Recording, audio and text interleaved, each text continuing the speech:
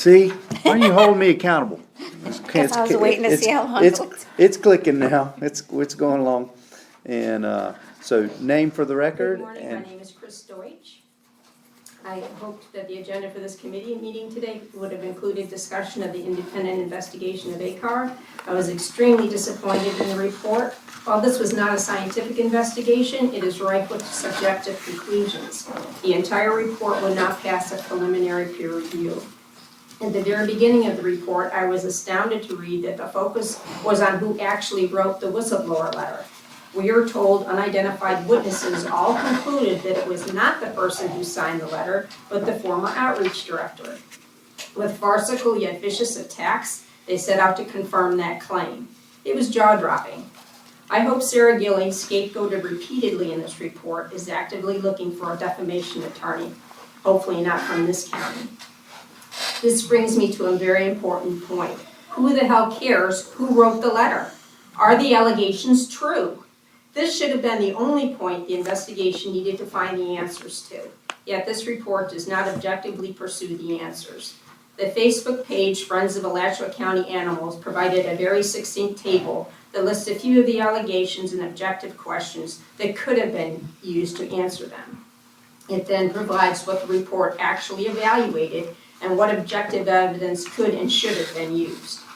I only have time to highlight a few of these, and I actually, if you don't mind passing these out, this is actually what the Friends of the Alachua County Animals provided on their webpage. The event that originally inspired our group, which was very infamously called the Lynching Ladies, was a slate of euthanasia that occurred between December 16th and 17th of 2025. In that report, page 22, it says the animals were euthanized at the time of the case intakes. There was a dog fighting case coinciding with the need for kennels, but the decision to euthanize these dogs was not made because of the incoming case dogs and the need for space. That didn't even make sense to me. It was noted that the two most knowledgeable staff members of those animals were on vacation, but the decision had to be made. Why? If it wasn't actually done for immediate space needs, then why not wait until those two were back from vacation? Red flags I found was the euthanasia authorization, for those dogs came from Gina Peebles herself. Of the 7 months of euthanasia data I have reviewed, her name appears only one other time, and that was on the revised euthanasia history log from February, when the ACAR dogs used in the euthanasia clinic were finally listed. The second red flag was the dogs that were euthanized those days had their status edited from healthy to unhealthy just before being euthanized, with no contemporaneous notes, either medical or behavioral, about how they suddenly became unhealthy. And did the investigators reach out to find out if there really had been emergency treatments of the dogs? I just have like one more sentence to go, if you don't mind. No mention of that. The report also incorrectly lists the length of stay for some of the dogs that were euthanized and doesn't mention at all the two that had only been there for 4 days. I know my time is up, but I have more information from the PRRs that I obtained about owner-requested euthanasia, which is now up to 73 out of 143 total euthanasias. More unedited results of the dogs that went to Emerald Shores, which was specifically excluded from the report by the investigators. thank you, Ms. Dodge. Ms. Dottie, do you have anything? Is there anyone else who would like to take advantage of our first session of public comment? Seeing none, then has everybody had an opportunity to look over the agenda? I would like to, prior to adjournment, set our next meeting date. I didn't see that here in our agenda. Is this meeting online? I will let it be on. Okay. It's being recorded. Yeah, I thought it was gonna be in real time, but I don't know. Are we going back to in real time? Like having it online? Well, I don't know, I used to just give more opportunity for public comment if Yeah. it was online. They stopped doing that after the Micanopy incident. It's a county manager's memorandum, we can't allow video interaction with the meetings. That's Okay, why we've started recording them to be able to make them available online. I see. Okay. Or back Unless they're to, in the county where they do the county commission meetings because they have better security, cyber security, as I understand. It's a memorandum all about the it's not just us. back to our agenda. So maybe we Does, could put that on the agenda, it's just we wanna discuss, more open meetings. discuss more open, maybe we can do that in our committee comment Yeah. section? Okay, public meetings. That was, Doc, that was discuss more public meetings or discuss? More public access to our Okay. meetings, maybe by Okay. moving back downtown if that's what we would take. Got it. All right, anything else for the agenda? Then do I have a motion for the agenda that we have put forward? Motion to approve the agenda. All those in favor signify by saying, oh no, I have a second. Second. All those in favor signify by saying aye. Aye. Aye, all right, motion carries. We've got several minutes from several of our past meetings, in your packet. Have we had an opportunity, or has everyone had an opportunity to look over those minutes? If so, do I have a motion as far as those minutes? Move to approve. Have a second? All those in favor signify by saying aye. Aye. Motion carries. Now we're moving on to, I think the biggest reason we're here, discussion of the recent investigation report. I'm not sure who's taking lead on talking about the investigation. Is anyone here from county staff that wants to begin that, or, I'll begin it. I'm Heather Akman, Assistant County Manager, and have responsibility for animal resources at this time. The reason why we scheduled this meeting at this time with this topic is because we were instructed to by the board, because Commissioner Wheeler said that the advisory committee felt like they were kind of left out of the summary and the findings and wanted to have a discussion about it. So we don't have anything specific to present, but we have brought a couple of our attorneys. So if there are some questions about how the investigation was run or some questions about that, we can answer that, potentially. So we don't have anything to present, but if you have questions for us, we'd be happy to entertain them. okay, well then, I guess what we'll do, we'll start down. Ms. Webb, we'll start with you, and we'll just work around the table then with, questions about the investigation. I don't have any questions right now. Too many things I'd like to hear. Okay, so I think that can we shut that?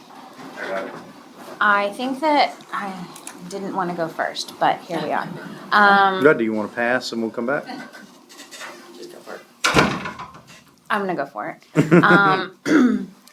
So I'm glad that the investigation happened. I do have some concerns about how moving forward this is gonna look. I think that it's super important that we acknowledge the things that happened and change them. Just saying, oh, they didn't happen, it was a upset employee doesn't hold a lot with me as the director of the Humane Society or as a community member. So I think my concern is that less about blame and more about ensuring meaningful movement can actually happen going forward. I have notes, sorry, I'm reading them off because I didn't want to forget things. As an advisory committee, we're asked to advise, but we have very little authority to follow up. Like, this is it. We come here, we talk about things, but it's up to the county employees and the county managers and everybody to make those things happen. So the report makes recommendations. So who's going to be responsible for implementing those? What is the timeline? Do we have an executive director? How long is Diane going to be there? These are my questions. I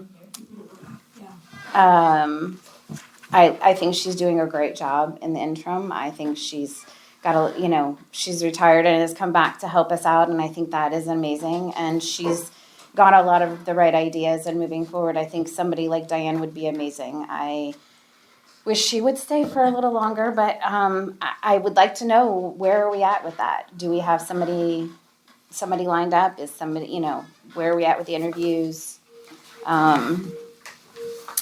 This How's the progress going to be reported? Like, so the things that the report found as issues, how are we going to know that those are being resolved?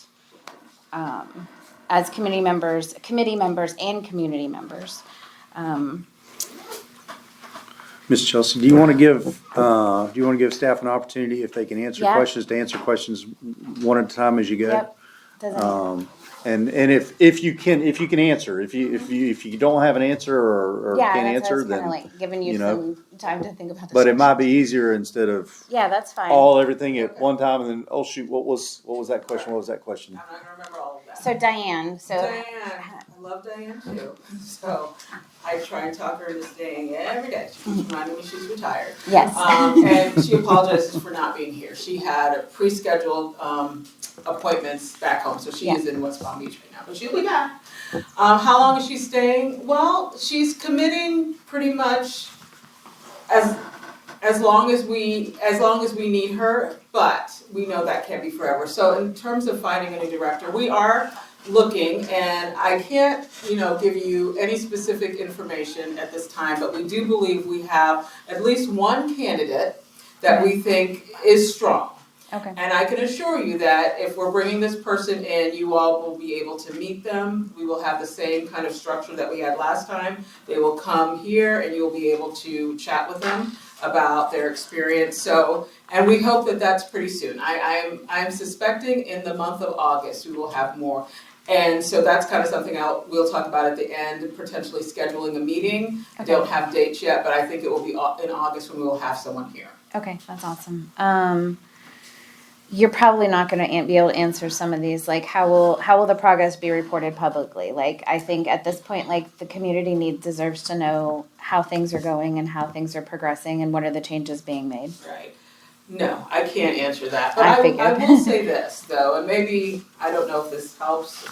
This investigation was really specifically about the whistleblower claims. There were certainly some animal-related issues. There were some employee issues. It was not intended to be a broad review of the shelter and the shelter operations. Now, some of that came into play.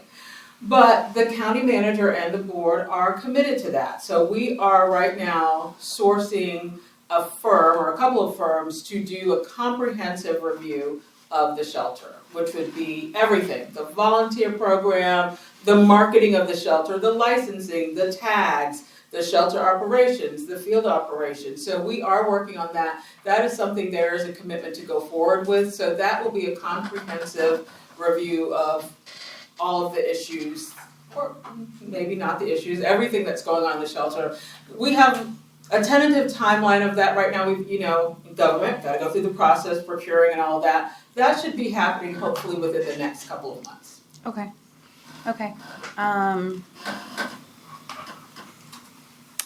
So I think the last thing I want to say is public's trust is not restored simply because of an investigation. The investigation is complete. It's restored by transparency, measurable improvements, and ongoing accountability. And I think all of us really want to see that from whoever's taken over next. We, as the Humane Society, we want to continue having a wonderful relationship. I'm literally going there after lunch today to look at dogs. So, we are in this for the long haul, but we need to see some of those things. So that's it. For me, I'll just say that I accept the findings of the investigation and look forward to progressing and moving on from there. Moving on. I probably want to echo what Chelsea said. I also am a bit disappointed by kind of the readout of the investigation, and that particularly with how it scapegoats Sarah Gilly. I've worked with Sarah Gilly for close to a decade.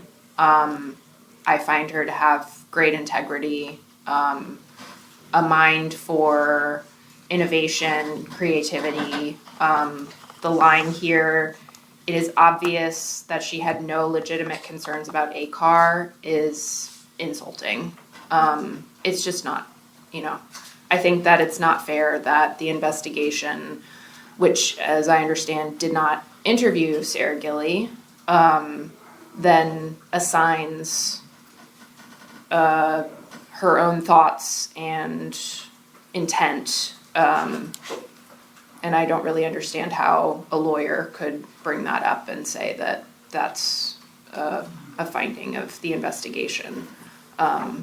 So I also don't feel like the public is going to take this investigation and say, you're right, you did it, everything's great. We're not going to do another investigation.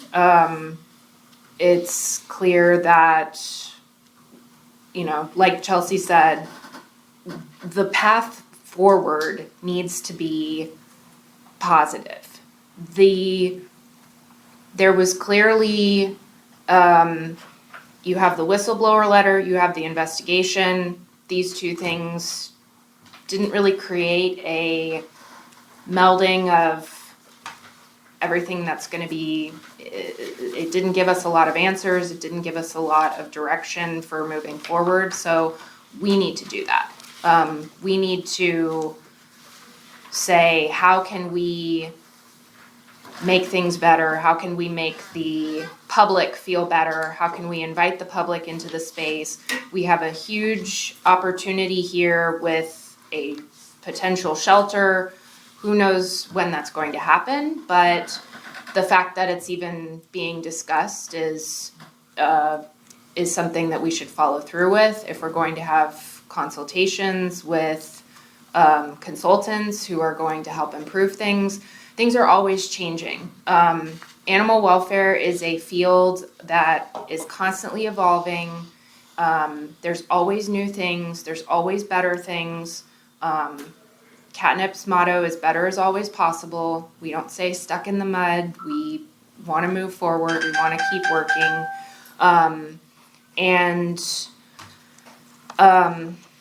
I think that it is the job of this committee to advise. And it seems like a lot of what we get is just sort of presentations of things, and we're never really asked questions. How can we help? How can our organizations, how can we as individuals on this committee help?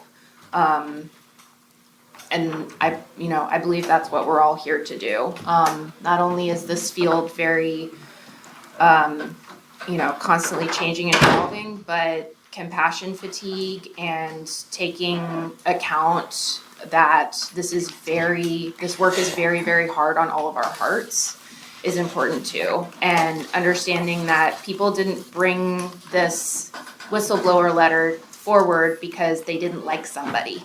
They brought it forward because they had concerns. And so I think that we should, at the very least, respect that the whistleblower letter and the investigation should have an intent of improving things at the shelter.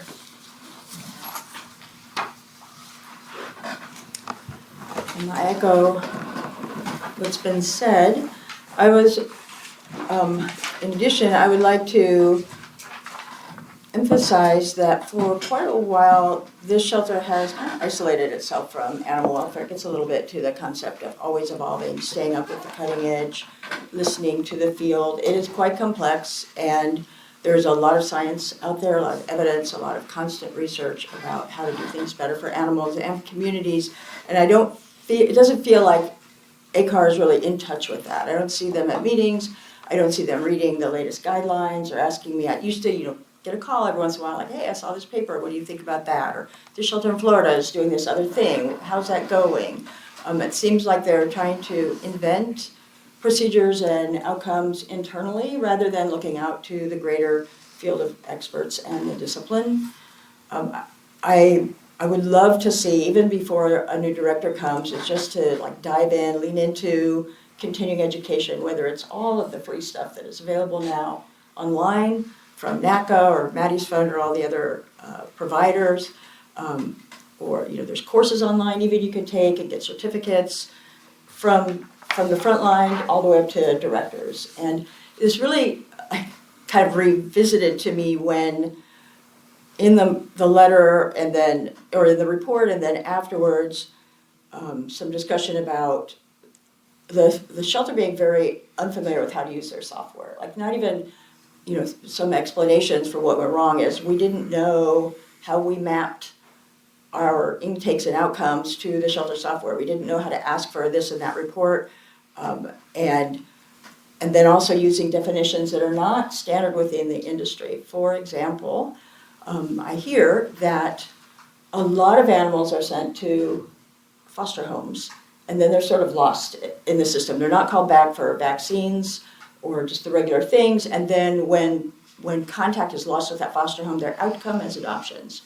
And technically within the definitions that are used nationally is that's a lost animal. We don't know what happened to it. So it's called lost or missing. And so that's the category we should be using. And there's other categories like that, like the owner requested euthanasia needs to be more clear. There should be a separate release form for that request. It's different than bringing in your animal and then deciding later that it should be euthanized. I think really what I'm still lingering with on the topic of responding to the community and kind of following up on this, I'm not comfortable leaving the whole Doug Edens thing unspoken to. I know everybody would like to pretend it never happened or pretend that was just a big misunderstanding, and assuming positive intent, it's possible that that was a misunderstanding and people were so naive that they believed what he was selling. I find that very naive, but even if it was, I think, need to have a discussion about what happened, what is very likely going on with his businesses, which it's happening throughout the state and it's being discussed a lot. I think we really need to have a sit down about the data, and that can all be cleaned up long before we get a director. That's not a subjective thing, that's just like, get your consultant, get a rep from the Pet Point in, or get one of the Florida shelter directors who's really good at using Pet Point in here to set it up properly, and let's start collecting and reporting data accurately.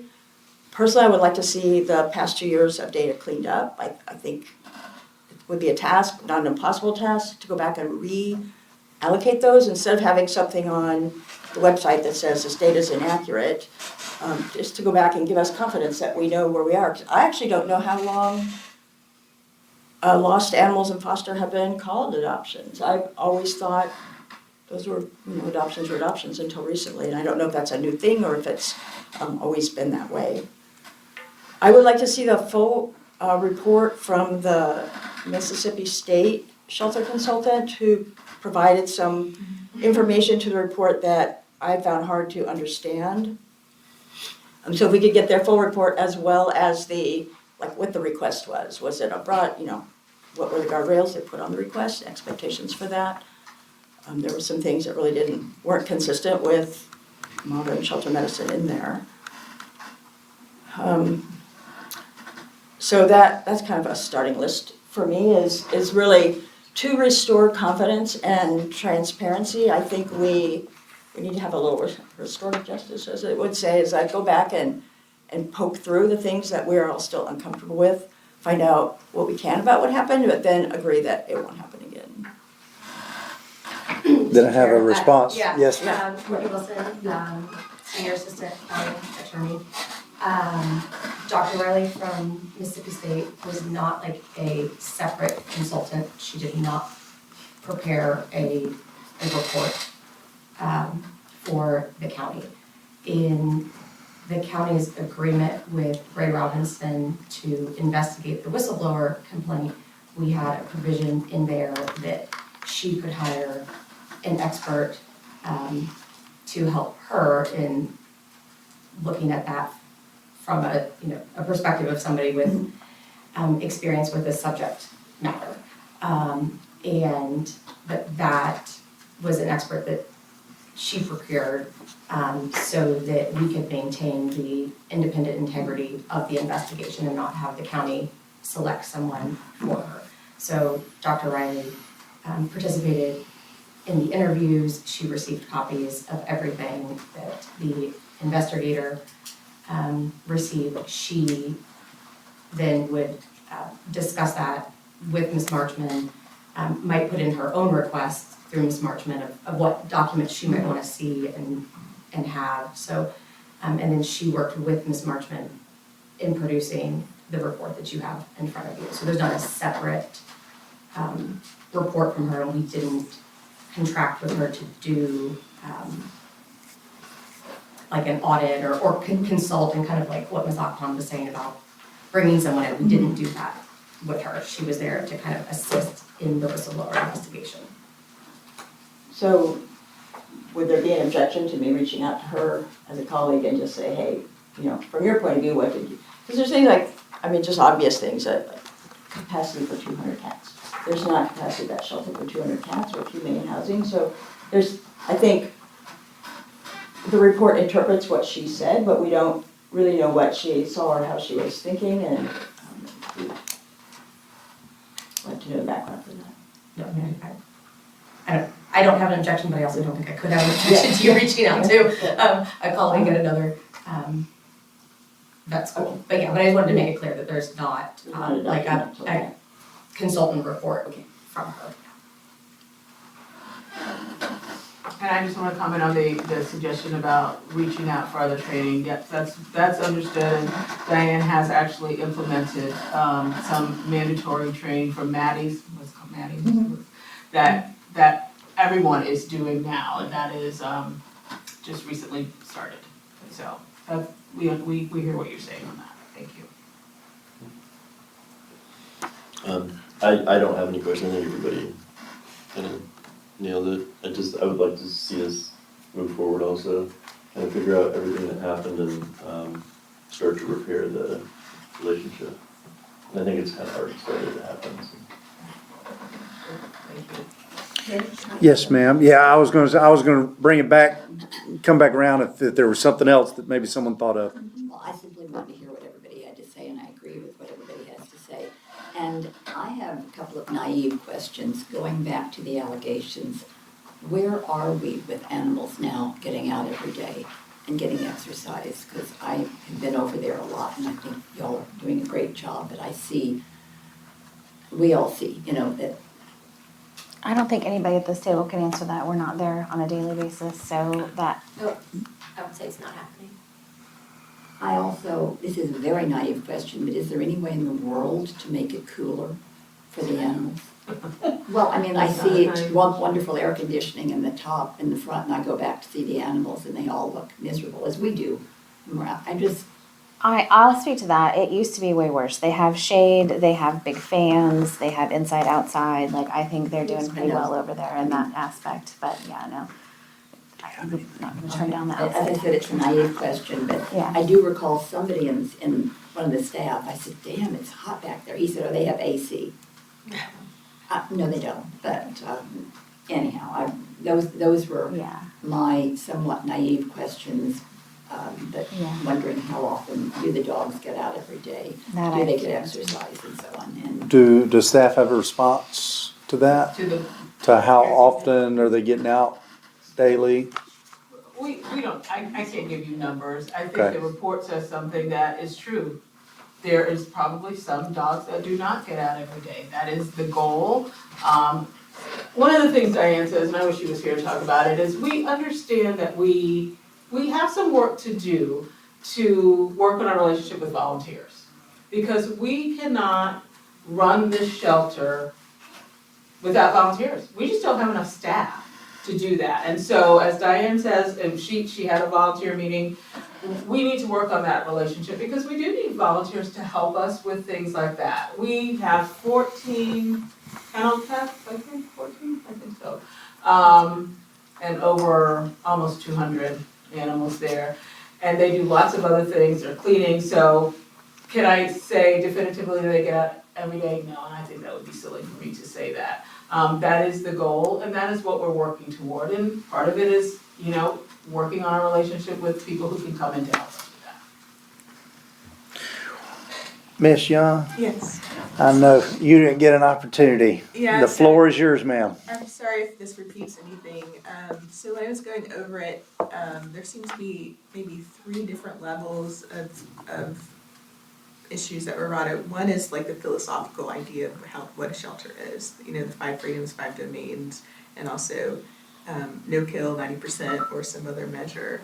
And then there was a second tier, which kind of more like people, employees, retention seemed to be really low.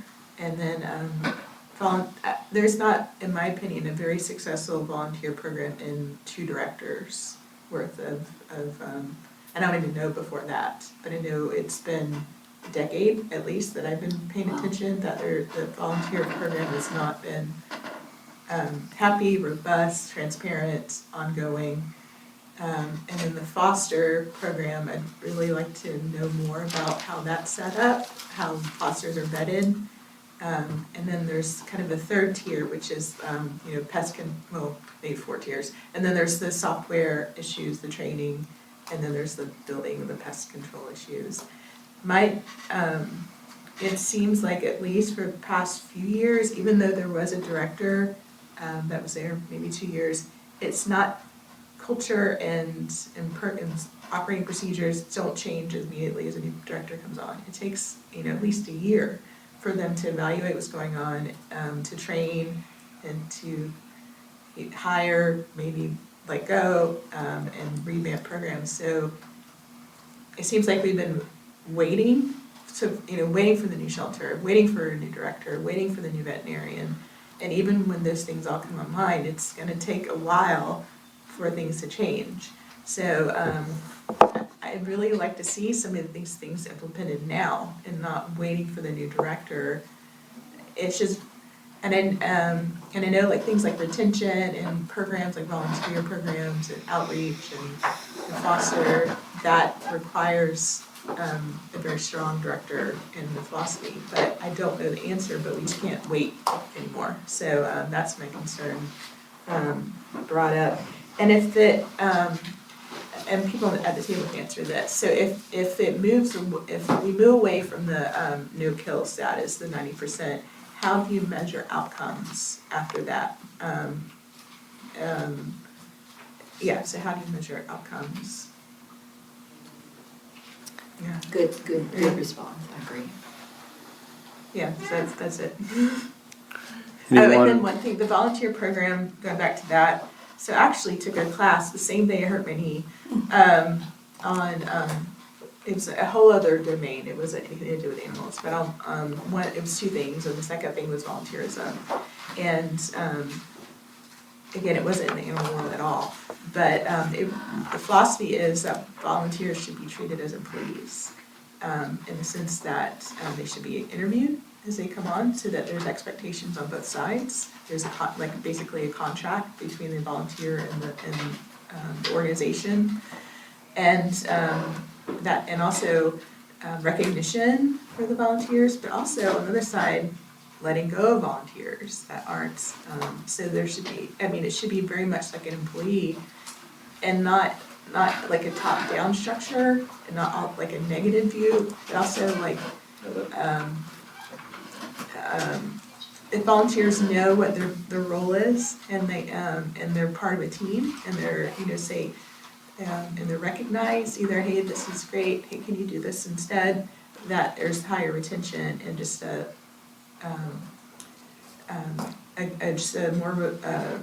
program's better, and also like it's a team. It's a team. We're all on the same team. We're all moving forward together. So there is a way to do a great volunteer program even in the animal world.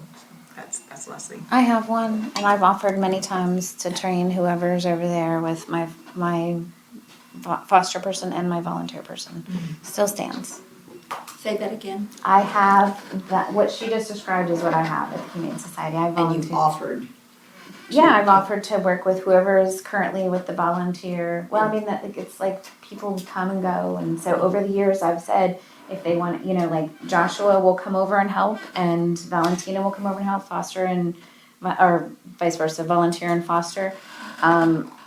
They have worked with people in the past over there, but they have to have some consistency. And we have no control over doing any of this, right, too? Okay. Again, I'm not sure how it's set up. It would be wonderful if there was a way that we could step in to get involved, Chelsea, to work with what you've already established that you know will work to Yeah. help. Since, as you said, Kristen, it's gonna take a long time, it seems to be, before we get anywhere. We still don't have a we've got a great interim director, but we don't have a director. And even when we do, how long everything is gonna take to change.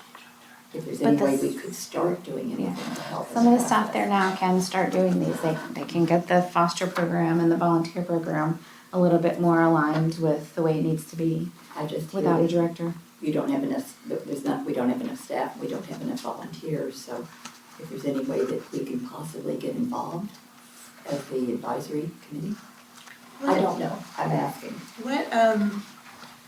What positions are open? Is the volunteer coordinator? Behaviors is open.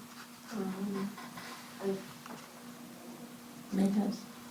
Like outside the chemotex, what other?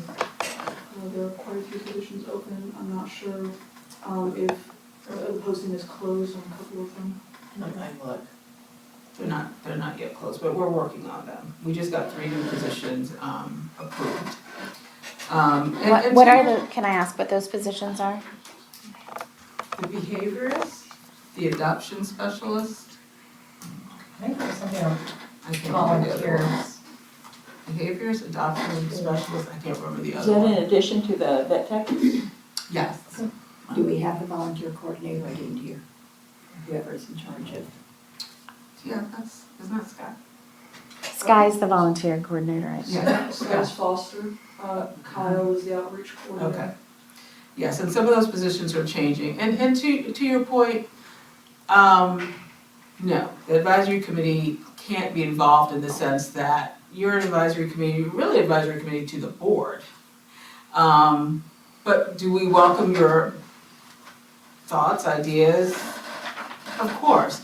I mean, I'm speaking a lot for Diane, who isn't here, but I think that, she had a volunteer, I don't know the last time we had a volunteer meeting. I was not over animal resources, so forgive me, there's a lot of things I don't know. But I don't know the last time there was a volunteer meeting before Diane came. I don't know if we were having those, but she believes very strongly in that and the importance of it. And so we're keeping her as long as we can, but we understand, I think, what we need going forward. So going forward, we need a director who understands the importance of the volunteers to the shelter. We need a director who understands that, you all understand there's been friction in the volunteer program and the shelter. I think that would be unfair for me to not say that. But at the end of the day, I agree with what our member said over here. We do need to treat the volunteers like employees, interview them, just like we interview our employees, have expectations of them, and if they're not working out, see them off as we do with our employees. And so that is something that I think we need to look at. And I don't know, Ms. Bowers, you said you've met with Diane, I don't know if you talked with her about the resources that you could help provide. Not quite. I have only met with her a couple times, Okay. and I know she's on leaving soon. But yeah, that's definitely a conversation. Don't say that. She's not leaving soon. I was told middle of July, so we're. No. Heather has talked her into it. No. I appreciate keep that. talking No, to her she's into great. her. She will be back next week. That's great. Yeah, I can definitely chat with her, and as you guys hire those positions, I can have my people that are in those positions kind of help them get some baseline things set up and help their lives be a little bit easier. Because with structure, those programs are very functional. I think that's awesome, And we have job descriptions, like to treating the volunteers like employees. We have job descriptions for each area that we have volunteers in. So Okay, I love they that. know what they know what they're supposed to be doing. They know they've signed it, and we have a foster contract, or waiver type situation. I can't remember the exact, Anyway, so they go over all that stuff. So we have and they all do training. So there's mentorships, and then they learn how to walk a dog, they learn how to take care of the cats, they do all the things before they're released into the building to do stuff. So, and they love it. That makes sense. I think that makes And it takes ownership in what they're doing. So I have volunteers that have been there longer than I've been there, and I'm going on 12 years. So That's pretty good. And I do want to stress that. and they like me. That it's not authoritarian, but also Yeah. if you're a volunteer, you need to know what is expected of you Yeah. and have and that behavior of the organization. So it's both ways. So I just want to stress that. Yeah, and we Yeah. very rarely have to like quote unquote fire a volunteer. Every once in a while we have to be like, oh, this is just not working out for everybody. But you know, like it's not a big thing because we have all that in place, because they know what the expectations are. And because they believe they're doing something with purpose, Yep. people are gonna stay and Yeah. really feel involved. And But you've they gotta have feel, that and we understanding. have a volunteer appreciation barbecue every year. We do like every month there's a volunteer of the month and an employee of the month. You know, like we do all these things to make sure that they know that they appreciate it. Yes. Well, we have started a volunteer event for the county, it's coming up. Yeah, we have started that, we agree that we should be doing more of the, thank you Yeah. for coming out here and spending your time and being in the heat and all of that, so we agree with that. And again, I mean, the organization that's coming to do the comprehensive review, the volunteer program will be one of the things they assess and provide, they're not just assessing, they're providing recommendations as to what we need to do going forward, so, you know, thank you for those suggestions. I apologize. I know you've been trying to get my attention. Sure. Um, No, I can't, who- I couldn't find the building, but I don't know if I have to wait till next public comment or. Yes, ma'am, if you'll kindly wait for the public comment. Is there any more committee? Follow up on that. Everybody hopefully will help with our vet student adopt-a-thon on August 8th, kindly funded by Wagmore Foundation. But one thing, as we've been meeting with the shelter staff that are there now, most of them are new to this event, so we're kind of getting them up to speed. And one thing we noticed is normally there's a huge volunteer contingent that comes out for this, and we've had, I've been gone last week, so it may have changed, but it was only a few people that signed up. And in talking about it, I don't think there was like a boycott or anything. I think that they've recently changed to like a virtual electronic sign-up messaging system and how they sign up, and that's different than how information used to go out. And so I think some of it is just like a transition that needs to be handled better so that more of the volunteers get into that new system, if that's gonna help, but also we don't leave behind our volunteers who really like to have the face-to-face contact or whatever.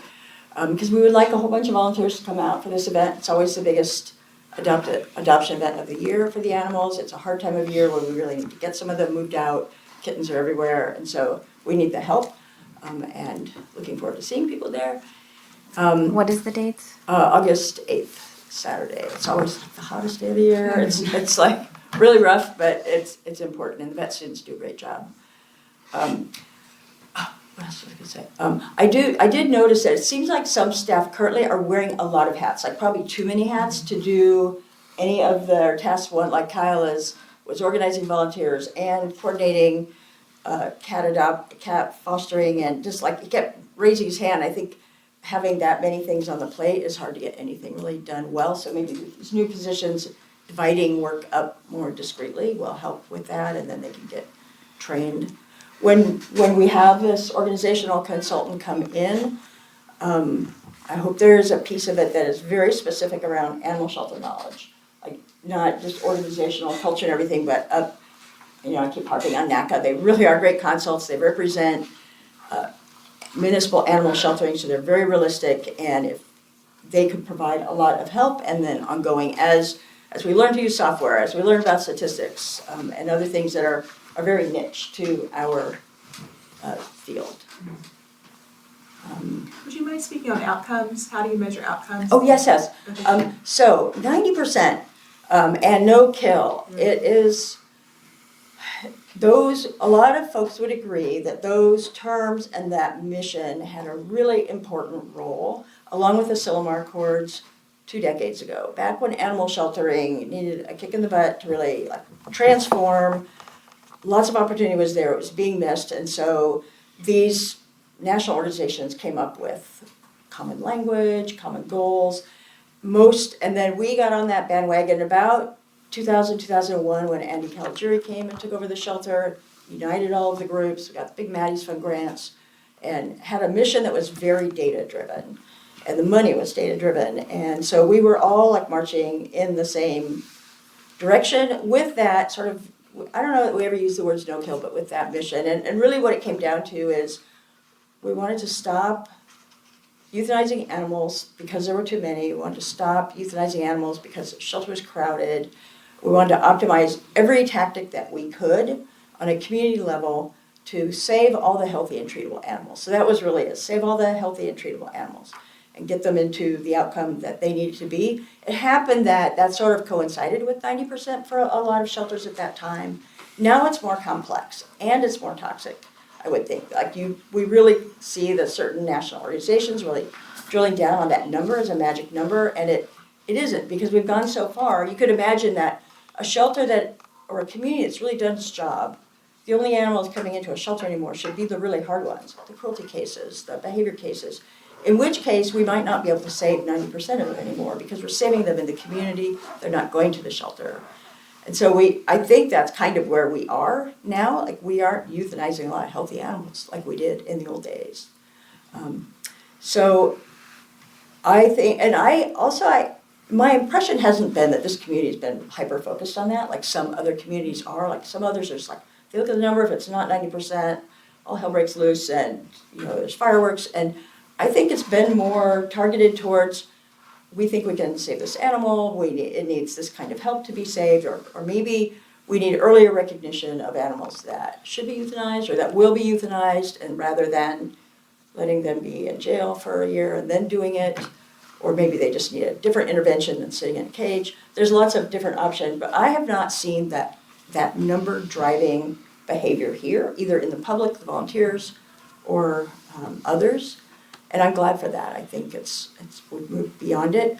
I think that data transparency is critically important. We need to really get our ducks in a row in how we use language, categories that we're using. Let's just be honest and transparent, let it drive the work.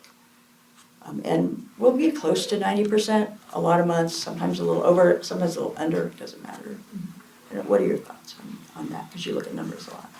Yeah, I think that the county also practices managed intake, and so it can be a little, when you're controlling more about what you're taking in, that number is a little bit easier to manage. So like, I went down to Marion County for their partners meeting last week, and they're an open intake facility that has over 90% release. And that's very impressive because they're doing intake diversion. They are diverting some things, but they are considered an open intake shelter, not managed intake. And so, when you go into managed intake and then you say, well, we're not going to take that, we're not going to take that, we're not going to take that, then it's a little bit easier to achieve that, and it doesn't have the same oomph. You're not, and not to say that we shouldn't be proud of the work that we're doing, but that does factor into it. And sorry, one last thing. Oh, and so to finish on your topic, how should we measure outcomes?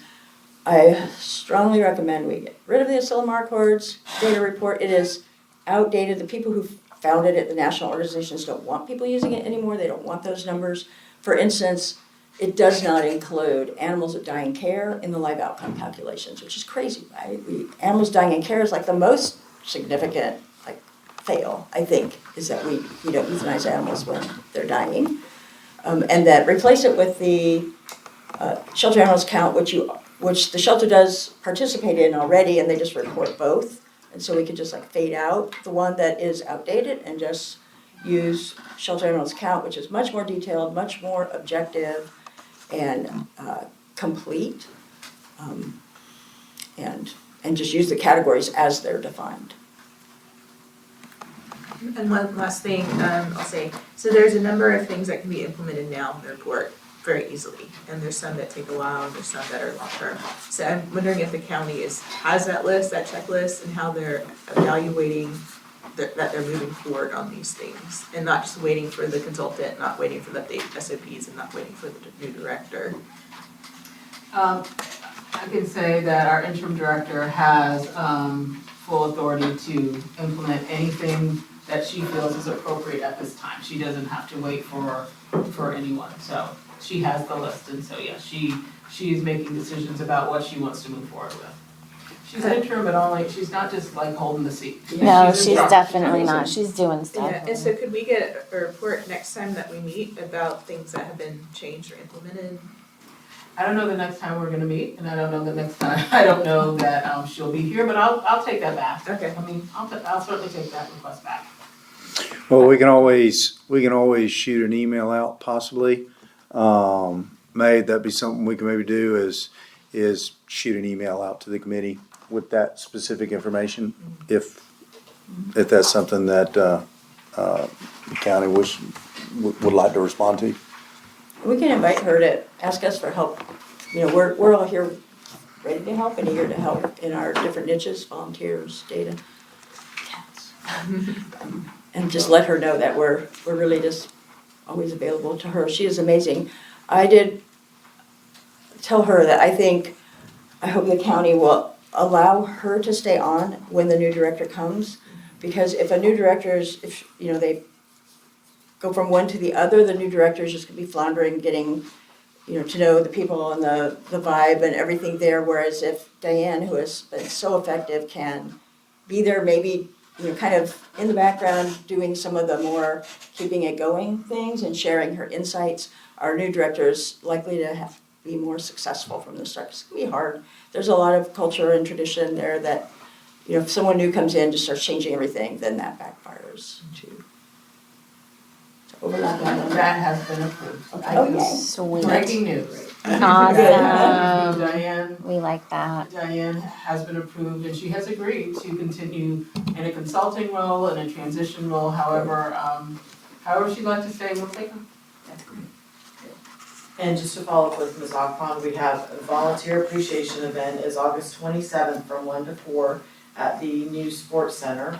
We've added the animal adoption specialist, the clinic supervisor. We've added another animal care technician and 2 vet tech positions. So those are some positions that we've added and changed, reclassified.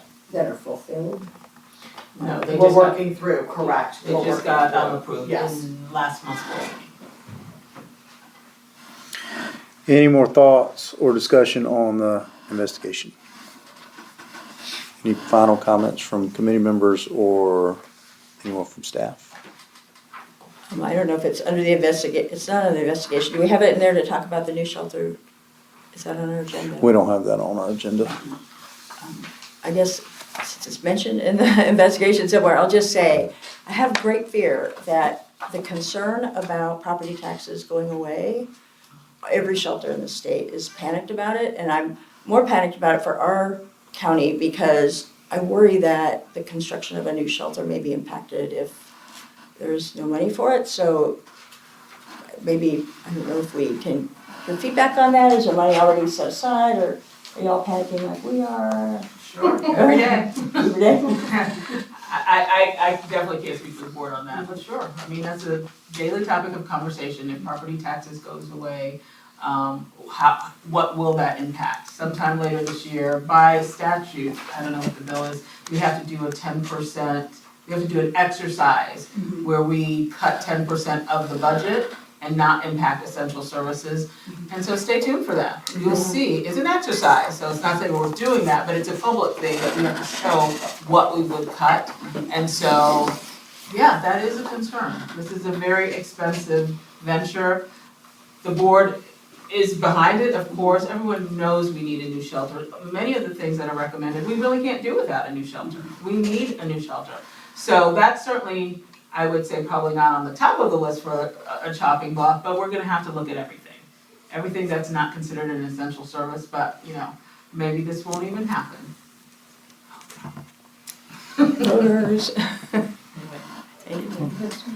All right, I guess we're ready to move on. So we've got an agenda item, committee member item about data reporting. I did have a conversation with staff about this, and staff probably not gonna be able to provide a lot of answers to questions on data reporting today. However, if we've got the committee has some specific questions about data reporting, then that is something that we could potentially have a response at our next scheduled meeting and further discussion on. So if, I'm not sure who brought this, but if you would take over then, Doc, and let's get some good questions, and then that way we can get answers to those questions. I kind of covered it already, but I guess I'd like to make a motion that the committee recommend that shelter animals count matrix become the official way that data is reported by the county, that the Asilomar Accords, at least the data reporting piece, be sunsetted. If the shelter finds that the classification of animals using that matrix for operations is important, then they can keep that, but not for data reporting. It's just not effective anymore, and it conflicts. You get two different results on the same website. So recommend that we adopt the shelter animals count, we use the data definitions that are used there, and that the shelter connect with an expert user, probably some shelter director from Florida who's already doing it, with PetPoint to come in, help them set it up properly so that it's reporting data. And that's, I guess, probably should be one motion. And then my other motion would be that we convene a committee or some method to go back and correct the past data, at least for the past year, possibly two. So let's discuss the first motion. So just briefly, implement shelter, if shelters count. Shelter animals count. And then do away with. Asilomar Accords. And then, is there a third to that, or is just those two? Use the definitions that shelter animals count provides for, like what is a lost animal, what is a owner requested euthanasia. They've got very detailed, standardized definitions in use. And they're already in there. It's just really a matter of saying, this is our official data, and then stop using the Asilomar Accords data. So I tell you what I would like to see on that, because obviously that's outside of my wheelhouse. So I'd very much like to see, kind of a side by side of, well, this is what this one is, and this is what that one is. This is why we think this one is better. This is what we can get out of that one. Obviously, we're probably not going to be able to pull that out for today's meeting and send it around. So maybe table that to the next meeting. And Doc, do you think you could bring a side by side of that? And then, I mean, you guys, a lot of you guys in here are familiar, and you're speaking the same language, and you know exactly what she's talking about. But I would feel uncomfortable casting a vote without real knowledge of what am I voting one way or the other for. Would that be acceptable? Maybe table that. And there was a second motion that you had mentioned, or was that part of a continuation of the first? I move to recommend to the board that a group of experts as needed, or the shelter staff, go back and correct the data that is currently posted on the website as inaccurate, which I think we're moving into the second year of that now. So it would be a big project, but I think it's important, and it also would help train everybody in the use of accurate data. So what would be it sounds like the way I'm hearing it, the motion would be to have someone review past data and checking it for accuracy, or what would be the benchmark there? I mean, what are we recommending being used? So the benchmarks would be just industry standard definitions. So one of which is if you lose track of an animal in foster care, for example, it is recorded as lost, not adopted. It's just like there's no gray area between these categories. They're very well defined, shelters wide. And it really is going back and just looking at those so that we don't have on the website, there's, every year's data reported, and there was, last year's data has a highlighted flag that says this data is inaccurate, and it's just been there for quite a while. And then we're going on this year's data, and the report has indicated, revealed some data errors, and staff has said, oh, we didn't map it properly. We need to go back and fix those mapping problems so that the shelters every month is reporting out data publicly that they're confident in. Would that be something that you or someone else on this committee could maybe help staff go in and do that? Mhm. So maybe we don't need a motion, maybe it's just maybe a general, hey, if that's something that this committee would like to see, maybe next month, is that something, hey, I'm offering my services to come help. Is that something that we think staff might be willing to take a look at with Dr. Levy or someone else? I'll talk to Diane. Okay, She would that'd be the one great. to make that decision. Does that sound like might be I think a something to work? motion would still be helpful in the sense that we could get feedback on that motion instead of it being kind of lost among all the other recommendations. So I think a motion would be helpful that way. Just to say it should be corrected, even if it's not like the way I'm envisioning it, but that the website needs to be updated with accurate information. And they've said they're going to do it. I think they're just waiting for all this to settle and then to get into it. So the how doesn't need to be in the motion, but I do think a motion to say that we need to report accurate data on the public website. So what does our motion look like? Is this a motion to, How should we word that motion? Yeah, to review the data, and correct the data. I mean, yeah. Keep it simple. a motion to request To that recommend. staff, Recommend to the county commission that, because that's our role, right? Recommendations to the county commission. Yeah, sounds like we answered to them. Yeah. So our motion to them is to direct staff to correct the reports that are publicly displayed. What that? I want it to sound nice. I don't want to, like the way I just said it sounds aggressive, and that's not what I mean. Review and Yeah. correct. review any and, areas. okay, all right, so it sounds like we've got it kind of going. So let's try a stab at it, one that May can actually write down. I think we're getting close. We'll make a motion directing staff to. Requesting staff to review and update publicly shared shelter animal intake and outcome data. Is there a timeline on that, like 2 years? 2025 and 2026. Does that make sense? Is that the motion we're putting forward? And I they think so, read it yeah. back. Did you get that, Meg? I'm trying, I'm Yeah. just struggling with my keyboard there for a second. You would like to put forward a motion requesting staff to review and update publicly shared 2025, 2026 data posted on the county website. Perfect. Yeah, recommend to the county commission that staff, just that part in. Recommend to direct. The county commission to direct. Because that's our role. All right, let's try it one more time, May. Hold, please.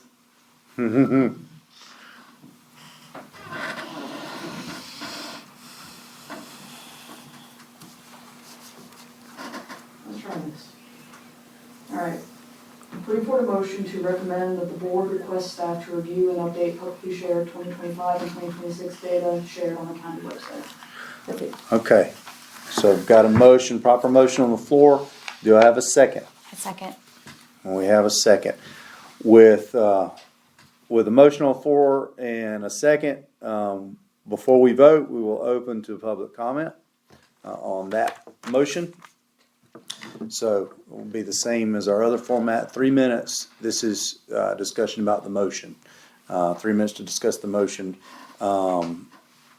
that's right now up for a vote. So, Ms. Donna, nope, no problem. Ms. Kristen? I do have, just that there is a lot of, information that they had, found out about, I know. I'm gonna start your 3 minutes. Okay, yeah, it's, I put in a PRR the pet point, because I was concerned about why were there so many inaccurate reports is what they were telling us. And I got quite a number of PRs back where it seemed to be a mapping error in a lot of cases. And so I think that the fact of going back would be very helpful for that. I'm not sure, like Dr. Levy has explained, it still says that these are inaccurate results. And I don't know, at what point we need to call in some, data crunchers to come in there and actually change those results. But there was a number of, I wish I knew what I did with it. I had a whole pile of the interactions between shelter staff and the pet watch, or pet point, whoever does the actual software. There are like two different people where they're trying to get to the bottom of why these are inaccurate. And I believe they have found out what it is, but there was no sign that, since I'm looking at the data now that's still being published as still inaccurate, that I don't know that anything's actually done after they pinpointed a result. So that's my. Thank you. Yes, ma'am. To the motion? Yeah, my name is Patricia Antonici. I would just like to say, first of all, that I think AWOC has the potential to be a real force for change, and I'm apologize to all of you that the county does not seem to value your work, in my opinion, and I would like to see that motions such as this be taken more seriously. And I think that you definitely have the power. I appreciate the verbiage of recommend to the county that this be done, because that is my understanding of what AWOC does. It makes recommendations to the county for SOPs, for whatever the shelter may do. And I hope that there's some way that we as the public can help empower you and help you get that recognition that you deserve. With regard to this specific motion, I would just like to add that I think it's important, as Dr. Levy said, that there be some third-party involvement, because the concern is that the data is, I don't want to assign blame, but that the data is being misreported, and that if we're reviewing it with the same eyes that are misreporting it, that the same errors are going to be reported again. So I think it's important to have like either Dr. Levy or somebody, or Ms. Jenkins, or whoever has the expertise in that be on the board. So, the recommendation, I think, is to have staff review. I think I would suggest that it needs to be that staff review alongside someone with expertise in the data to make sure that we're getting the accurate results this time and not just the same stuff reported again. Thank you. All right, we've got a motion on the floor, and we have a second. Any more discussion among the committee before we vote? All those in favor of the motion? Let's reread the motion for us, May. It's hard on my computer. All right, motion to put forward, motion to recommend that the board request staff to review and update publicly shared 2025 and 2026 data shared on the county website. We're good? Everybody's good with that? All those in favor signify by saying aye. Aye. Motion carries. We were still in our committee data reporting. Are we good now? Can conclude that? And that brings us to our second public comment. 3 minutes. Mr. I will just start with you and work around. Do you have anything? Nothing today? Ms. Christine, I know you got something. Yeah, thank you. Just generally, I know we all want to move forward, and the past is the past, and even the Board of County Commissioners says it is not the report I would have written, but we should move forward. And I think that kind of takes accountability out of the entire process. I mean, each one of those dogs that I have, mentioned, I have pulled their PRRs and pulled their records. Each one of those dogs was our dog. I mean, we are the county. Everybody pays for those dogs. And to say, oh, well, too bad that, all these dogs were edited to say they were unhealthy and killed, and let's just move forward from that. Or those dogs that went to Emerald Shores, we know about 50 Cent and we know about Lily, but Don Julio was a 12-year-old dog with heartworm, was a really sweet dog. At the last minute, Humane Society had a pull on him, and they took him to Emerald Shores anyway. And, I mean, the dog had been left from a possible farm worker, had been taken by ICE, and that was his dog. And they, Humane Society was gonna take him, but they sent him to Emerald Shores anyway. And there's a number of instances where these dogs, there was a dog that had been, it was talked as a, owner requested euthanasia. This dog had been a shelter dog, had gone out into a family for a year. The wife had a stroke about the dog, she had a baby, and then it seemed like the owner came in, the man came in and says, my wife just is having postpartum whatever, and she can't take this dog any longer. Came in with beautiful records. He's filled out 5 sheets of behavior on this dog. Got along with kids, got along with cats, got along with dogs, got along with elderly. He came in the shelter. The one day they changed his little blurb that goes out on all dogs that are available for adoption. Putting all that in, we know he's great with all these things. That went in like at 4 o'clock in the afternoon. He was euthanized at 5 o'clock. And it's like, I came back with a PR that says, what happened? What's more information? And I got a report back, no further information available. Okay, so this is why I'm so passionate. It's like, I'm not trying to assign blame, but I do want accountability. How does this happen? That dog, and it came as an owner requested euthanasia on top of it. That's how it got mapped. That's the only reason I found it, because those are the ones I was pulling. And there were many, many of those. The report hardly says anything about owner requested euthanasias. And that's because they didn't do anything about it. I gave them this of all the ones that they had considered owner requested euthanasia that were not. This is the chart that we're dealing with. This was all of 2024, all of 2025. This is the first quarter of 2026, and this was the projected. As I told you earlier, we already are up to, at the end of the first half, 73 out of 143. So this is over 50% of euthanasia is being considered owner. So we need to find out why that is. We really do need to find out why that is. Thank you, Ms. Storch. Yeah. Thank you. Ma'am, do you have anything? Yes. So again, Patricia Antonici. So first, I want to just give a little perspective about the report. So I was interviewed as part of the report, and just to give, I don't know how familiar everybody is, because unfortunately they didn't come to AWOC and ask your opinion, which I found really insulting as well. But the only people that were actually interviewed by the investigator who outside of ACAR were those of us who volunteered and initiated the process and insisted that we be interviewed. It was a very hostile process. We were basically cross-examined. We were not asked open-ended questions. It was very intimidating. I am passionate about this as well. We are starting to feel that we have no voice. We continuously go to the BOCC meetings and nothing gets done. I feel likewise that you don't have a sufficient enough voice. You don't get to decide when you have your own meetings, apparently. We may have a meeting to discuss data topics, but we don't know when the next meeting is. Why is that? Why can't you tell the county, we have important stuff on the table, we need to meet, we need to be able to advise you of things. I'm not saying that that's your fault. I'm saying that that's top down, that's from the county.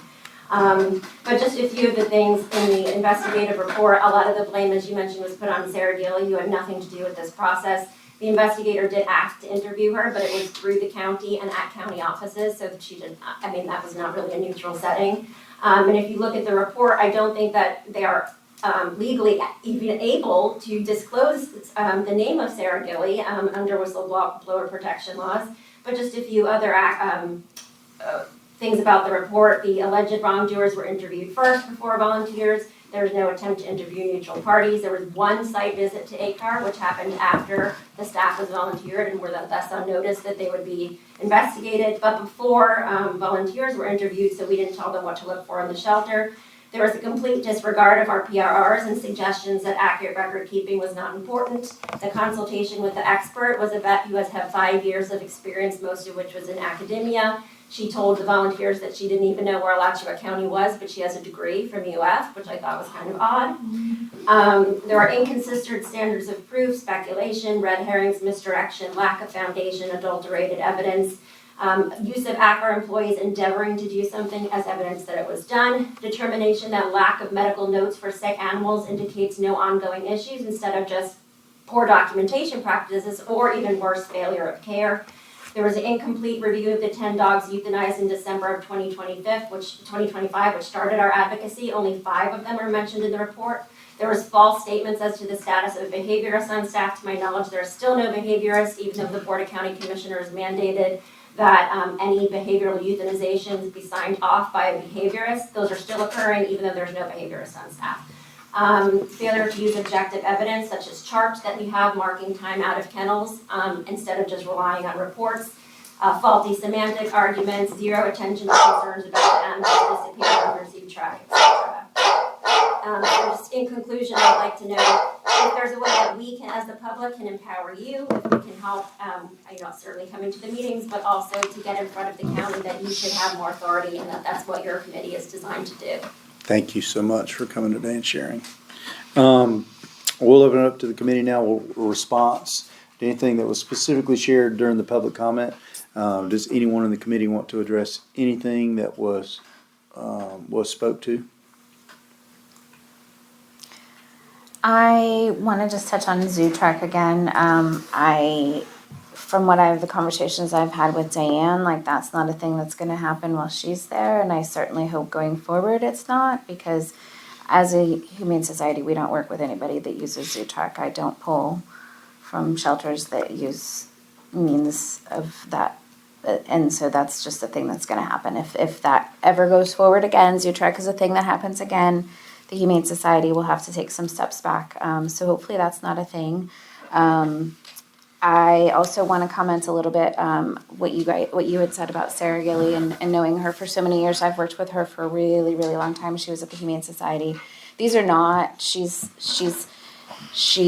a very rational, caring human being, and so I trust what she said completely. And if she said something has happened, it's happened. That's how I feel.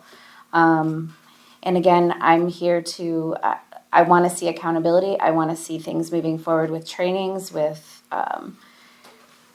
data being corrected and implemented properly going forward. And I'm in this for the long haul with some stipulations like Zoo Trek. But I've always been in this for the long haul. I've been through many directors. I've been through many crises.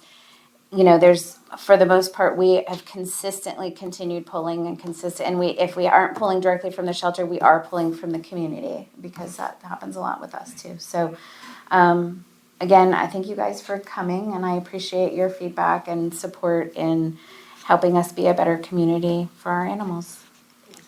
I'd like to say also thank you for your passion, for your diligence. My area of expertise is not what most everyone else is. Our Shakespeare Animal Fund, but we're all about the animals. We're here for the long run.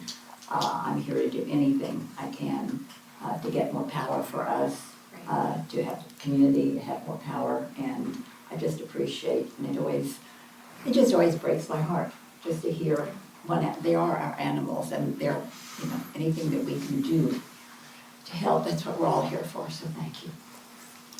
One I thought I had, the last couple of times I've suggested agenda items, and the staff and Sarah before, or whoever, always was happy to put them on the agenda. But most committees that I am on, the president of the committee or one of the committee members actually runs the agenda and seeks, puts out a call for agenda items, and that hasn't been a way we usually get a notice that there's a meeting and then here's the agenda, and I'm not sure that committee members really feel like they can put something on. So what do y'all think about putting agenda and meeting scheduling onto a committee member to organize, rather than the county doing it? Not that we're gonna go rogue, but just that it would be more. Well, yeah, it Run by can the be committee. approved by the county member too. It's also not advertised, the meeting, so you have to know to dig through the county website to see when the meeting is gonna be. The public has no knowledge of when these meetings are. I mean, I think this could be a really, really good bridge between the community and the county and the organizations that support the animals and community. Like, I think this could be the bridge. So I'm all for that. I like the idea of a call, like maybe 10 days to 2 weeks ahead of time, by May or whomever, a call for agenda items. Yeah. And then maybe the chair would, approve the agenda, not approve the agenda, but before the meeting, review it and say, yeah. So I can tell you my thoughts. My thought is if a committee member has an item they would like placed on the agenda, then my opinion is it should be placed on the agenda. Now, if there's not time in the meeting to get to it, today, for instance, we had, I expected there to be more discussion on the investigative report than we had.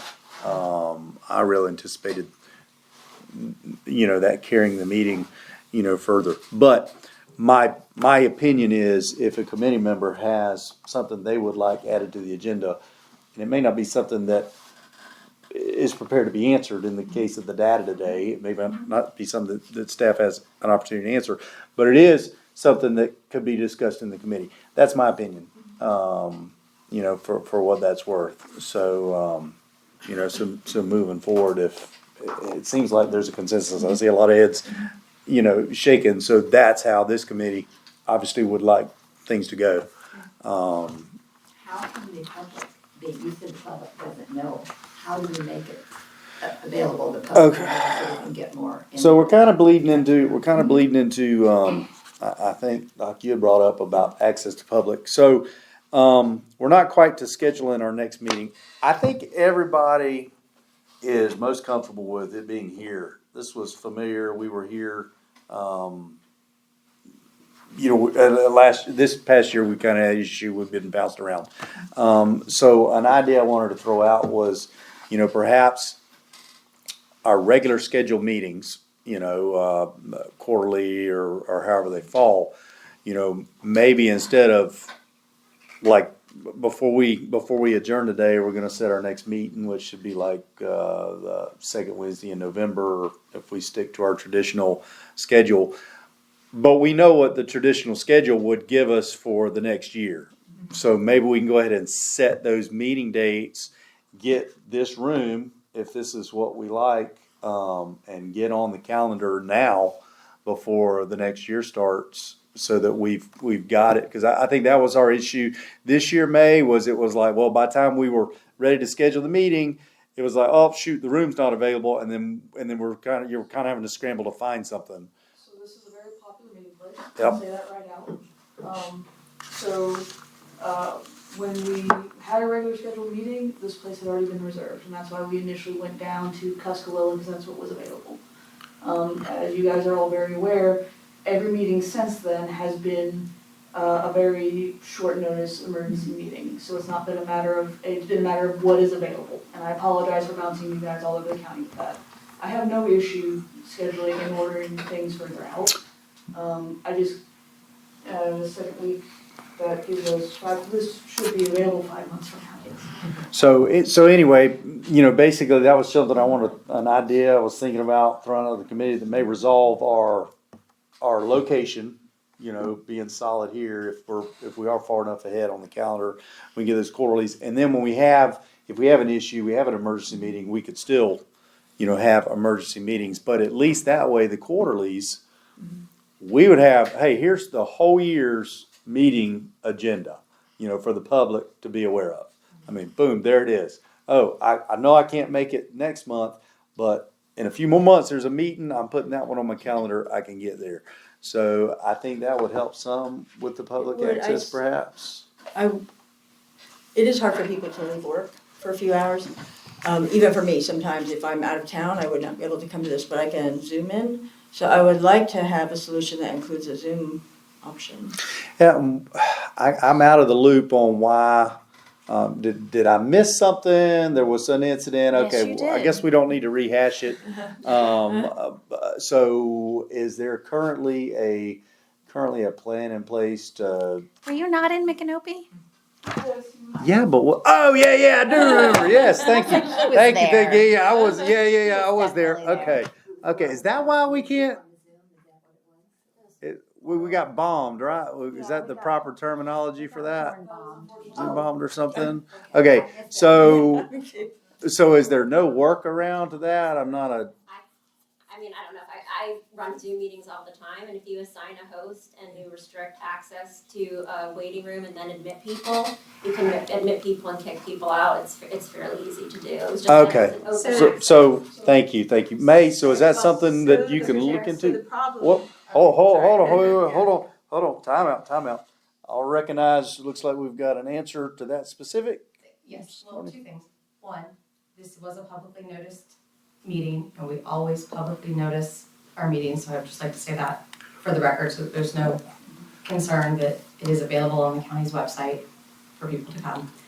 I understand it might be difficult for some people to come, but there was an implication that it's not publicly noticed for Maybe people. maybe it's just not obvious if you're not That's tracking I these think things. I think maybe we can get it out sooner. I think maybe we can do a better job of posting our schedule sooner so that people can get it on their calendars. I think that's where we can help. Or it could be posted on the county's Facebook page. Like Kristen, it is. please, the chair recognizes Ms. Young. I still want to talk about Yeah, I Zoom. think she might Sorry. answer. Oh, I'm sorry, so I apologize. So that's something that we can take back to the manager, but as of now, no, we are not doing. No on the Zooms. the Zoom, so that's something we can, And is that location specific or meeting specific? Like if it's is there a advisory place- boards specific right now. Interesting. Okay, Yeah. Because it would be convenient, okay. wouldn't it? I'd rather too. Ms. Young? So two things, I'm on the Land Conservation Board, we absolutely have Zoom. We have, property, folks Zoom in. Secondly, I think there might be a public access problem if you limit people in the waiting room and don't let them in. It's like shutting the door on a in-person meeting. So, could you answer to that? Land conservation is not an advisory board, right? That's true, well, that's true, yeah, it is a board, yeah. And. But there's still, but I mean, it's the same, maybe the statutory requirement may be different, but the architecture is the same. And I'm just saying, if you're asking why, you are a different board than advisory boards, and so that's what we're doing right now. I'm not saying we can't go back and talk. I think we should go back and ask. But that That's is, an odd thing for a public. So this committee would very much like to have more public access. Be it not Zoom currently, if, we don't have I don't think we have a direction, we don't have an idea, but we would like there to be more public I think access, the idea is some Zoom. possibility. I think I would like to have Zoom meetings and then we can engage the county maybe with a discussion about what the issue is and if we can work around it in some way. we can go back and have that conversation about staff, about, we hear you, that you wanna have the public be able to attend on Zoom. Members of this committee being available on Zoom is a whole different topic. I thought you were referencing committee members. No, it's for Just the for public. committee. One time I did She Zoom was in, talking Yeah. about it. She because I traveled. was away and so I zoomed in to do my item. Right, but the yes, Yeah, but so two things. we, yeah, To the it's two broader different things, but the conversation broader was conversation, bringing they're it two up. separate things, we can't do understand. both. Thank you. So, back to meeting dates. First, November 12th, I think, would be our, And it's a Thursday, is that a Thursday? cause my calendar is You're running. amazing. Pardon, I didn't see your calendar. I'm sorry, the 11th. I think the 11th. That's Veterans Days, people off for work, the county's closed, yeah. Mm. I'm going out of town that the 12th, I leave the 12th, so You wanna do the if we 10th? can do the 10th, Do the 10th? Or the Wednesday, the week you won't be here before. the 10th, what about the week before, the 4th? I can do the 4th. So, May, do you wanna see if we can be back here on the 4th? And we normally do 11 o'clock. That was our normal, Normally 1 o'clock, but I 1 don't- o'clock in the afternoon? That's when we have been doing them. I believe it was normally 1 to 3 before we. Oh, yeah, okay, that's right. I do remember getting lunch before. I don't have a preference on that. So if it's available, and I like then, afternoons, just because it's Okay. a bit of a drive. and then And then kind of maybe look, I would like to kind of look at next year and see if those quarterlies, is everybody kind of, everybody feel good about that? Yes. Kind of get something, and then that way we've got, maybe we're on that, we can beat everybody else to the calendar, so we're not bouncing around. Everybody else can bounce. That sounds good. So is that something you can take a look at for us, May? We're just going straight for the month ahead, that puts you at, what looks to be February 17th in 2027. That's Sounds usually about when it right, is. It's because we're usually usually around around Valentine's Valentine's, yep, okay. All right, oh. So right now we're looking at Tuesday, the 10th, if it's available, at 1 o'clock. I thought we went with the 4th. Did we go with the 4th? We did go with the 4th. See, that's why. Just confirming, you guys want the 4th? Yes, we correct? do. Don't listen to me. Don't listen to me. February, is that what? No, we're talking about November Oh, we're 4th. back in November. I Yeah. thought we had that one done. 1 Okay, o'clock. never We mind. did. He circled back over here. Yeah, because Just reviewing. I got to hear it more than once. Okay, all right. Anything else the committee wants to discuss? I absolutely. Would you want to just like pick some more dates? Like just like, Well, I think Well- February 17th, and then she'll go from there every 3 months. It'll be our historical quarterly dates, and then we can review those. If number one, if the room's available, but then at our November meeting, then we can review those dates and make sure those dates still work. Don't put down February 17th yet then. She has to make sure that it's available. So don't put it down. Yeah. Okay, thank you. We'll further.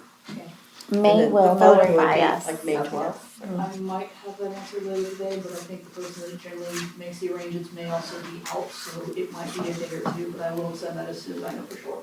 Thank you.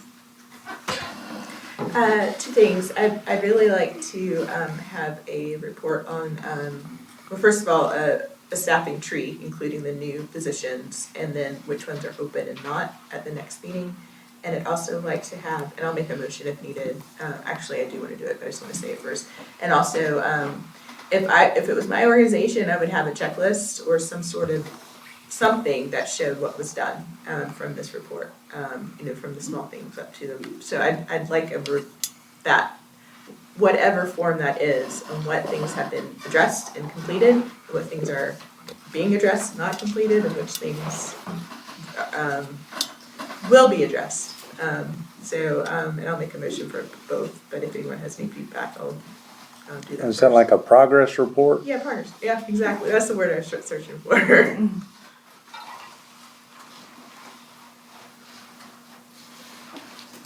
Any other Feedback or- thoughts? Okay. All right, I'll Progress make a report would be motion. nice. What? Progress report would be Progress nice. report? Okay, are we formally requesting something at this time? I Or would we- like to make a motion, just because there is some accountability on both sides on that we remember that we're gonna review that, and that staff remembers, so that we're not in the meeting and asking questions about positions and not knowing them, so I'll formalize it, and so it has to be in the form of well, no, I think we can do that on our own, we don't have to ask the county commission to do that. So, I request, at our next meeting to have a staffing tree with which positions are open, and which ones are filled, So that can be an agenda item. for agenda item, So in that case, when May sends it out, we can actually add, Gotta be an agenda. you can put that and say, hey, let's put that on the agenda. So do we need a motion at this time, or?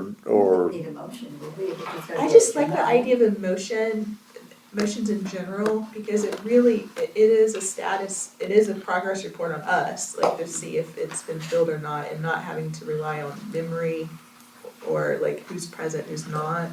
So are we doing a motion to add that to the agenda, I or would. are we doing a motion to request? That's the thing, I think we can, someone on staff can clarify, I don't think we have to recommend to the county commission that staff put on the agenda, because we're in control of our agenda, right? But we would have to be requesting that information From staff. be from staff, correct? Yeah, so how do, anyone in staff have feedback on how? Any suggestions over from the staff side of things? Basically a request. What would be the best way for this committee to request organizational chart with open and filled positions? You definitely don't need a motion to the BOCC to make that an agenda item and have. Well, I mean, the best way to request that information being made available at the next meeting, I think is the request. Am I tracking? But I'm understanding you're asking for an org chart. Yeah, for Right. that would be an Yep. agenda item on our next meeting. Yeah, so that's. And then a progress report as well as our next agenda on the Progress report on changes made as a result of the investigation. Is that our progress report? So, is that in the same fashion that we just, Let me just clarify. Yes, you can ask for that. I don't know, there will be a progress report. I don't know that they're gonna do any of these things in here. right, correct. So the report might be, we're not doing any of these things. yeah, So, yes, you can certainly ask for that. yeah. I mean, if that's the answer, but Yeah. it's the public answer. Yeah. Yeah. Okay, so, so that, the first motion's still open, but I'll restate it again if you didn't. I moved, to ask staff to put on the next meeting agenda a, organizational, chart with, filled and unfilled positions. Well, again, I don't think we need to do a motion to add it to the agenda. the motions. Let her have the motion.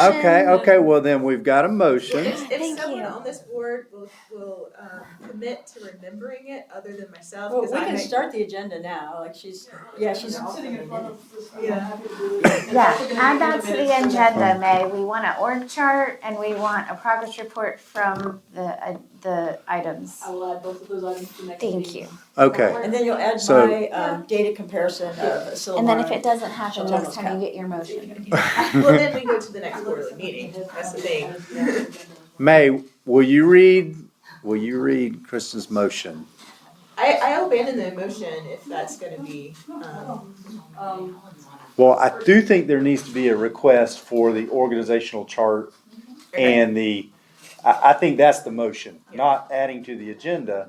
The motion is okay, requesting the organizational chart and the progress cause that report. can be done in between meetings. Correct, Okay. so that by next meeting, we have that, and then it will be an agenda item. So, I think, that's where I'm trying to get at, I don't know if that's correct or Yeah. not, but my brain tells me that makes the works most better. sense for my brain. So my motion failed for lack of a second, so I'll make a new motion. I moved, to request staff to send out organizational chart to the committee by email, before the next meeting. I second. Do you wanna add to your motion, Which, the part about the progress report? I'll No. do second motion. Oh, you'll do second motion, okay, so. Get two of them. We got a motion and a second. Being a motion, we need to open that motion up to public comment. From here. I'll just comment to say that, to clarify that in terms of advertising, I don't mean that it wasn't publicly noticed. I mean that the public at large does not know where to look for the information to direct them to these meetings, and that perhaps that's something that, along with involving the public, can be maybe a Facebook page, maybe it can be on the Electra County Facebook page. Hey, a meeting is coming up with the Animal Welfare Advisory Committee, some way to get the public more engaged, because by and large, we don't know this is happening. Thank you. May, will you reread the motion? I'm going to make sure I got it correct. Yes, please. All right, so Kristen, you've moved that the AWAC committee request a copy of the organizational chart along with any vacancies be sent out to the committee by email prior to the next meeting. Perfect. We have a second. I second. All those in favor signify by saying aye. Aye. Perfect. The floor is still yours, ma'am. Thank you. As far as a progress report, as long as we're promised that at next meeting, I'm fine with not making the motion, which logically should be at our next meeting anyway, so. I actually think that deserves a motion You because think that's a big thing. I Okay, think. do you wanna make the motion on that one? No, I think you should. I already have my motion. Alright. Any feedback before I make the motion?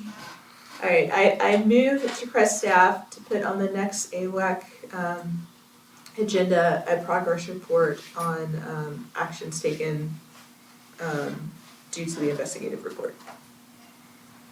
Or not taken or not taken. We've got a motion on the floor. To have a second? Second. All those in, public comment to the motion? To the motion specifically? My comment is that it's disappointing that the response is we may or may not have it, if that's what this committee is asking for, and you're directed to advise the BOCC as to how the shelter should be run. I think if you make a request, it should be honored. That's all I want to say. Thank you. I have a motion, I have a second. All those in favor signify by saying aye. Aye. Aye. All right. We've already covered our next meeting. Was there any more committee comment? I have one question. Yes, ma'am. Am I allowed to ask a question if it has nothing to do with what we've talked about? In committee comment, it's all whatever you want. Okay. How do I find out why certain police will keep a dog if it's out and then drop it at the end of the day rather than take it to the shelter?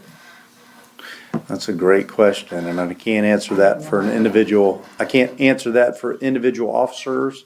Like the. Not sheriff, but police, yeah. There was a dog, I was told in my neighborhood that Alachua County, Alachua police person from Alachua, the city, kept the dog in the car trying to find which was good. And then at the end of the day, just said, well, I can't do anything with it and let it out. Which doesn't seem logical to me. It seems like it should always, unless the shelter says we can't. I would take it. direct that to the High Springs, or did you say High Springs? Alachua Police Department. I would direct it to the Alachua Police Department. I don't think anybody here could answer. 100% agree.